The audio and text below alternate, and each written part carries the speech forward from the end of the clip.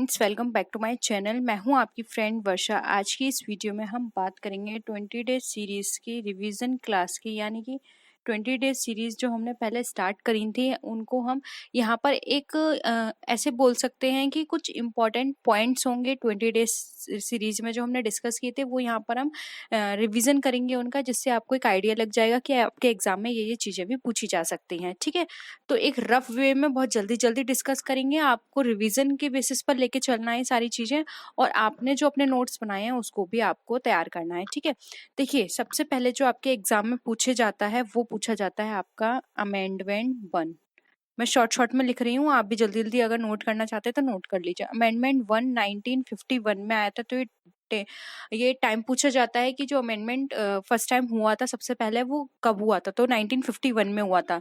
अब यहाँ पर ये भी पूछा जा सकता है कि इसमें कौन सी शेड्यूल इंट्रोड्यूस किया गया था। तो 9th शेड्यूल आया था। ठीक है, और ये किससे रिलेटेड था? तो ये लैंड एक्विजिशन को प्रोटेक्ट करने से रिलेटेड है, यानी कि ये लैंड जो एक्विजिशन होगा उसको प्रोटेक्शन देना, इसका काम था। फिर एक और जो अमेंडमेंट है और बहुत ही इम्पोर्टेंट भी है, वो है हमारा अमेंडमेंट 44, जो कि 1978 में आया था। अमेंडमेंट 44 हमारा क्यों इम्पोर्टेंट है? क्योंकि यहाँ पर इस अमेंडमेंट के अंदर जो प्रॉपर्टी था, राइट टू प्रॉपर्टी, उसको डिलीट कर दिया गया था फंडामेंटल राइट से। यानी कि जो राइट्स टू प्रॉपर्टी हमारा पहले ये क्या था, फंडामेंटल राइट था, इसको डिलीट कर दिया गया, यानी कि अब ये फंडामेंटल राइट नहीं है हमारा। ठीक है, इसके बाद जो और इम्पोर्टेंट है वो है अमेंडमेंट हमारा 42। ये भी एग्जाम में आपके बहुत पूछा जाता है। इसको मिनी कॉन्स्टिट्यूशन भी कहा जाता है। नोट कर लीजिए, मिनी कॉन्स्टिट्यूशन। ठीक है, इस अमेंडमेंट को। अब इसके अंदर मिनी कॉन्स्टिट्यूशन क्यों कहा जाता है? क्योंकि इसमें कुछ चेंजेस किए गए, जैसे कि फंडामेंटल ड्यूटीज इसके अंदर प्रिस्क्राइब की गई, और इंडिया इस में एक सोशलिस्ट सेकुलर रिपब्लिक बना। तो यहाँ पर ये सारे चेंजेस किए गए, इसलिए इसको मिनी कॉन्स्टिट्यूशन के नाम से भी जाना जाता है। इसके साथ ही साथ देखिए, एक और अमेंडमेंट है जो हमारे एग्जाम में बहुत पूछा जाता है, वो है अमेंडमेंट 61, जो कि हमारा कब आया था? 1988 में आया था। अब ये 61 क्यों इम्पोर्टेंट है, ये भी नोट कर लीजिए। देखिए, अमेंडमेंट 61 के अंदर जो हमारी वोटिंग एज थी, पहले हमारी वोटिंग एज कितनी थी? 21 थी। अब इसको रिड्यूस करके 18 कर दिया। और आपको पता है कि अब हम 18 साल के हो जाते हैं तो उसके बाद हमें वोट देने का अधिकार मिल जाता है। तो वो ये हमें किस ने अधिकार दिया? अमेंडमेंट 61 ने अधिकार दिया। ठीक है, तो पहले क्या थी? वोटिंग एज 21 थी, फिर 18 कर दी गई। तो ये अमेंडमेंट 61 में हमें बताया गया है। इसके साथ ही साथ एक और है, वो है हमारा अमेंडमेंट 101। ये हमारा किससे रिलेटेड है? ये हमारा, इसके अंदर जीएसटी को इंक्लूड किया गया था, इसलिए ये इम्पोर्टेंट है। तो नोट कर लीजिए, जीएसटी इंट्रोड्यूस हुआ था। और ये अमेंडमेंट हमारा कब आया था? तो ये आया था 2016 में। ठीक है, ये चीजें आप नोट कर लीजिए, आपके एग्जाम में इनसे रिलेटेड चीजें बहुत पूछी जाती हैं। अब देखिए, कुछ और चीजें मैं आपको यहाँ पे शॉर्ट में बता देती हूँ, जैसे कि गंगा ऑफ साउथ किसे कहा जाता है? तो वो किसे कहा जाएगा? कावेरी नदी को। और लार्जेस्ट मैनमेड लेक की बात करें तो कौन सी है? तो वो है Indira Sagar lake. Largest manmade lake है ये, इंदिरा सागर लेक। ठीक है, गुजरात में है ये। और चिल्का लेक पूछी जाती है, लार्जेस्ट ब्रेकिश वाटर लेक है ये। तो ये लार्जेस्ट लेक ऑफ इंडिया भी है चिल्का लेक। तो ये कहाँ पर है? उड़ीसा में। ठीक है, ये उड़ीसा में मिलेगी। और वुलर लेक कौन सी है? वुलर लेक, ये कहाँ पर है? ये जम्मू एंड कश्मीर में है। और ये क्यों फेमस है, क्यों एग्जाम में पूछी जाती है? लार्जेस्ट फ्रेश वाटर के लिए ये फेमस है। ठीक है, अब इसके साथ ही साथ डल लेक आपको पता ही है, बहुत ही कॉमन है, जम्मू एंड कश्मीर में है।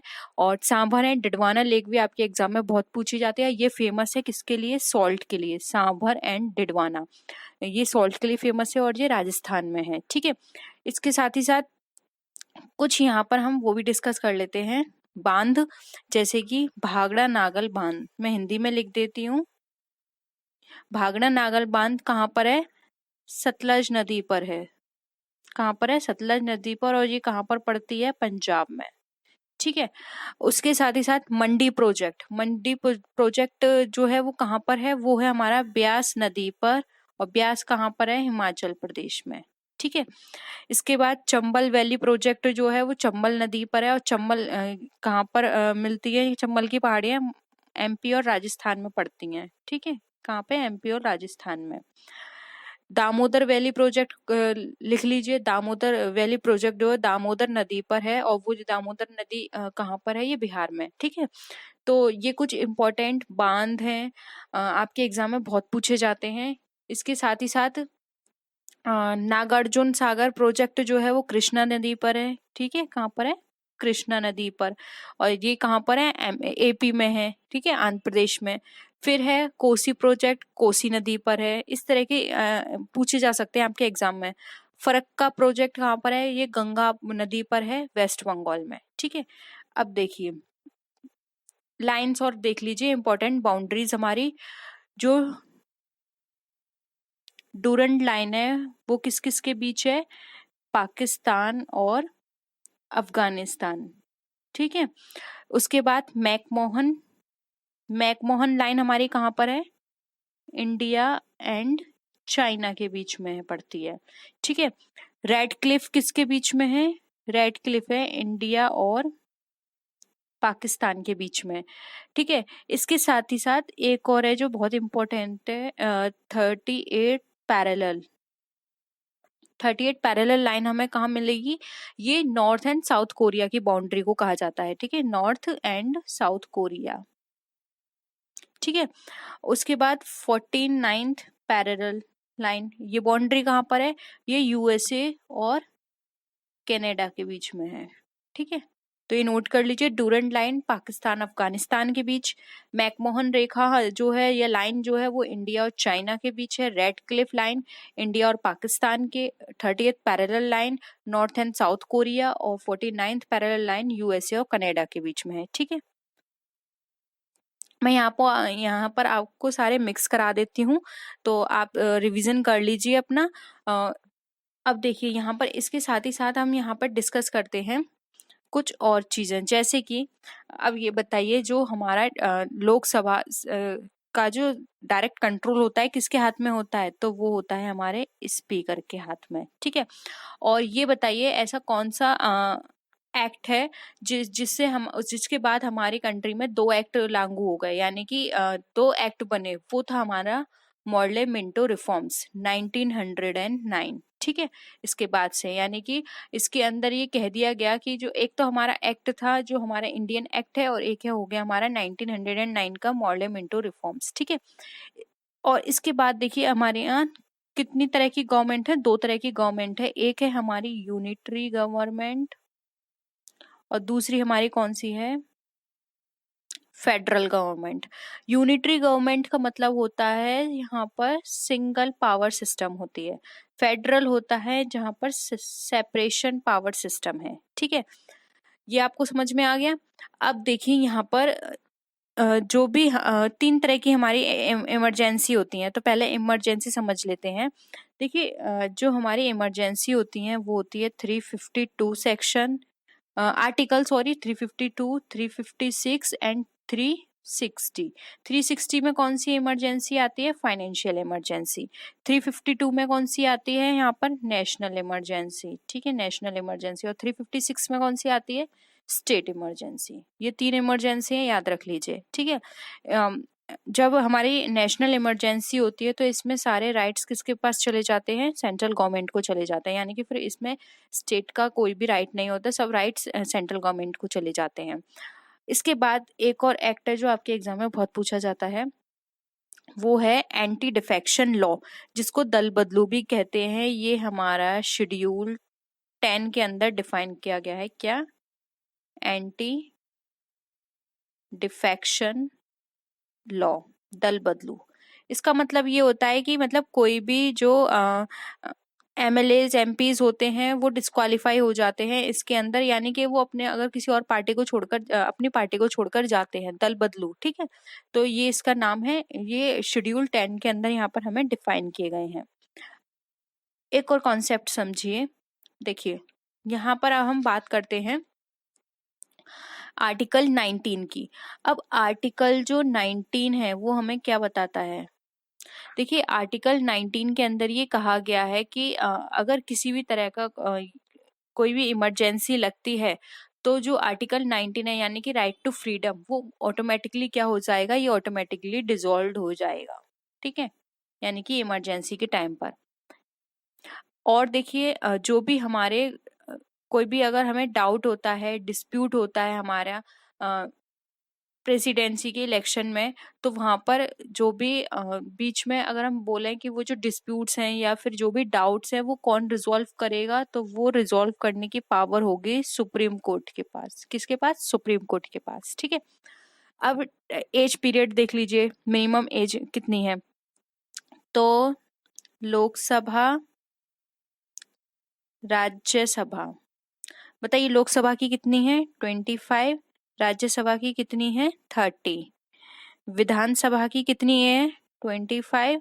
और विधान परिषद की कितनी है? 30 ईयर। ठीक है, ये एज है, नोट कर लीजिए, पूछा जाता है एग्जाम में। और ये भी नोट कर लीजिए कि जो डायरेक्ट हमारी डेमोक्रेसी है, डायरेक्ट डेमोक्रेसी कौन सी कंट्री में है? तो डायरेक्ट डेमोक्रेसी सिर्फ वन कंट्री में है, वो है हमारी स्विट्जरलैंड। यहाँ पर डायरेक्ट चलती है स्विट्जरलैंड में डायरेक्ट डेमोक्रेसी। और प्रेसिडेंशियल डेमोक्रेसी की बात करें, यानी कि जहाँ पर प्रेसिडेंट को सारे रूल्स होते हैं, वो प्रेसिडेंशियल डेमोक्रेसी कहाँ होती है? ये हमारी यूएसए और फ्रांस के अंदर है। और बताइए हमारे यहाँ कौन सी है? हमारे यहाँ जो डेमोक्रेसी फॉलो की जाती है उसको बोलते हैं रिप्रेजेंटेटिव, या फिर हम इसको बोल सकते हैं पार्लियामेंट्री डेमोक्रेसी। इंडिया में कौन सी है? रिप्रेजेंटेटिव और पार्लियामेंट्री। और प्रेसिडेंशियल की बात करें तो ये यूएसए एंड फ्रांस की है। स्विट्जरलैंड में कौन सी है? यहाँ पे डायरेक्ट डेमोक्रेसी है। ठीक है, इसके अलावा देखिए और बात करते हैं और भी इम्पोर्टेंट पॉइंट की। अब देखिए कुछ आर्टिकल्स और डिस्कस कर लेते हैं। आर्टिकल 48 हमारा किससे रिलेटेड है?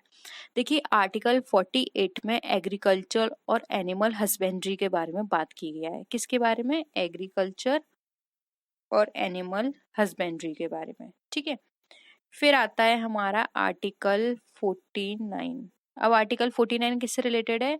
तो एग्जीक्यूटिव एंड लेजिस्लेचर से रिलेटेड है ये। ठीक है, और आर्टिकल 51 की बात करें तो आर्टिकल 51 के अंदर जो भी इंटरनेशनल मैटर्स होते हैं, इंटरनेशनल पीस एंड सिक्योरिटी की बात करें, तो वो हमारे आर्टिकल 51 के अंदर डिफाइन किए गए हैं। ठीक है, अब एक और बात आती है कि कोई भी बिल मनी बिल है या नहीं, इसका जो डिसीजन होता है वो कौन लेता है, किसको राइट होता है? तो वो होता है स्पीकर ऑफ लोकसभा को।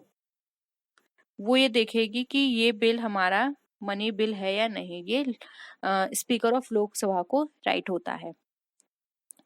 और देखिए एक और चीज है जो पूछी जाती है एग्जाम में, वो है first law officer of country. क्या? फर्स्ट लॉ ऑफिसर कौन होता है हमारी कंट्री का? तो वो कहलाता है अटॉर्नी जनरल ऑफ इंडिया। क्या? Attorney general of India. ठीक है, और देखिए अगर किसी भी तरह अगर हम बात करें कि जो लोकसभा है उसको डिसॉल्व करने की पावर किसके पास होती है, तो बताइए किसके पास होती है? ये पावर होती है हमारी प्रेसिडेंट के पास, यानी कि प्रेसिडेंट उसको डिसॉल्व कर सकता है। और क्योंकि जब भी कोई भी पार्टी यहाँ पे अपनी मेजोरिटी प्रूव नहीं कर पाती, तो एक प्रेसिडेंट को राइट होता है कि वो उस लोकसभा को डिसॉल्व कर दे। ठीक है, नेक्स्ट देखिए अब यहाँ पर हम बात करते हैं इमरजेंसी की, हमने बात कर ली। ठीक है, अब हम रिवॉल्ट 1857 के बारे में थोड़ा सा डिस्कस कर लेते हैं। रिवॉल्ट 1857, देखो इसके जो कारण थे, सबसे बड़ा कारण था डॉक्ट्राइन ऑफ लैप्स, सबसे बड़ा कारण था। और इसमें आपको एक दो क्वेश्चंस हैं जो बहुत ज्यादा पूछे जाते हैं, वो है कि जो 1857 की जो रिवॉल्ट हुआ था उसमें सबसे पहले जो गोली थी, यानी कि ये कहाँ से शुरू हुई थी, तो सबसे पहले गोली किसने चलाई थी, तो ये आपको पता होगा, सबसे पहले गोली चलाई थी मंगल पांडे ने। ठीक है, मंगल पांडे ने चलाई थी। अगर आप डेट नोट करना चाहते हैं तो डेट नोट कर लीजिए, 29 मार्च 1857 में। ठीक है, मंगल पांडे ने अपने सीनियर को गोली मारी थी, और ये कहाँ से मारी थी, बैरकपुर में। ठीक है, मंगल पांडे कौन थे, 34th रेजिमेंट के सिपाही थे। ठीक है, इन्होंने अपने सीनियर को गोली मारी थी और यहाँ से हमारा रिवॉल्ट 1857 स्टार्ट हुआ था। अब देखिए, यहाँ पर कुछ मैं आपको शॉर्ट में बता देती हूँ। इन्होंने अपनी फिर एक पार्टी बनाई कि हाँ हम ये क्रांति करेंगे, पूरे उत्तर भारत में ये क्रांति फैल गई थी, और इन्होंने अपना एक लीडर भी बनाया था। वो कौन थे,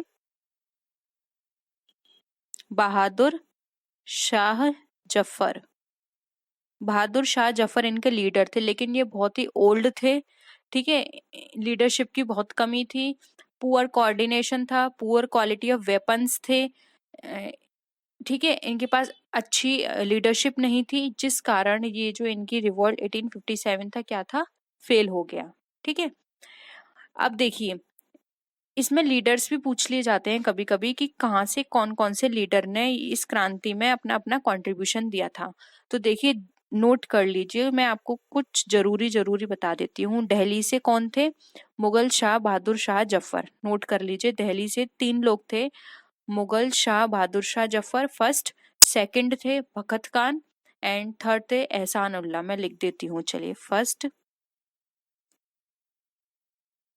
मुगल शाह बहादुर शाह जफर, ये थे। सेकंड थे बखत खान,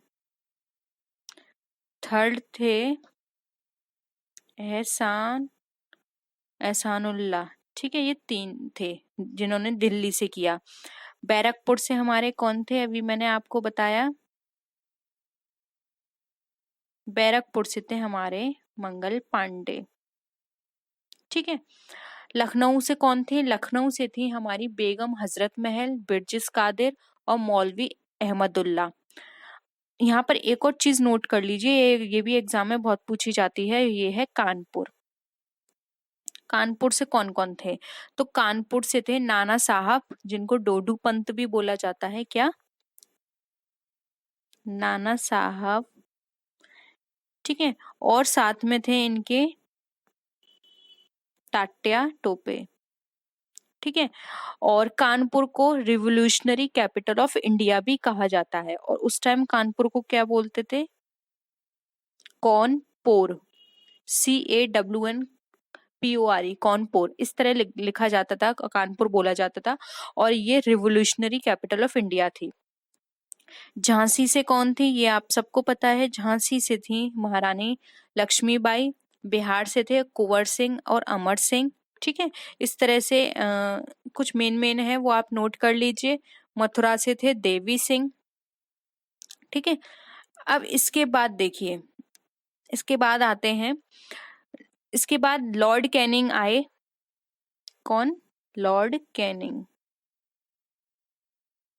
लॉर्ड कैनिंग ने एक एक्ट पारित किया जिसको बोला गया government of India India act, 1858 में इन्होंने पारित किया एक एक्ट। ठीक है, अब यहाँ पर अंग्रेजों ने कितना शासन किया, पूरे 100 वर्ष तक, 1757 से 1857 हो गया। ठीक है, 100 साल तक इन्होंने शासन किया, और प्लासी के बाद का समय है ये। और इसके बाद फिर ब्रिटिश रूल आया, यानी कि 1858 से 1947 तक कौन सा रहा, ब्रिटिश रूल। ठीक है, इसके बाद रहा हमारा ब्रिटिश रूल। अब देखिए, यहाँ पर ये आपको चीजें समझ में आ गई होंगी। एक और चीज नोट कर लीजिए, जो लॉर्ड कैनिंग थे वो वायसराय ऑफ इंडिया और लास्ट एम्परर भी थे। ठीक है, अब इसके बाद देखिए, एक और चीज नोट कर लीजिए, प्रेसिडेंट से रिलेटेड है हमारे। ये भारत में एक प्रेसिडेंट होगा और ये सिर्फ नाम मात्र का प्रमुख होगा, या फर्स्ट सिटीजन ऑफ इंडिया भी इनको कहा जाता है। तो ये किसके अंदर सारी चीजें बताई गई हैं, ये सारी चीजें बताई गई हैं हमारे आर्टिकल 52 के अकॉर्डिंग, यानी कि जो प्रेसिडेंट है वो फर्स्ट सिटीजन ऑफ इंडिया होगा। ठीक है, इंडिया कहा जाएगा फर्स्ट सिटीजन।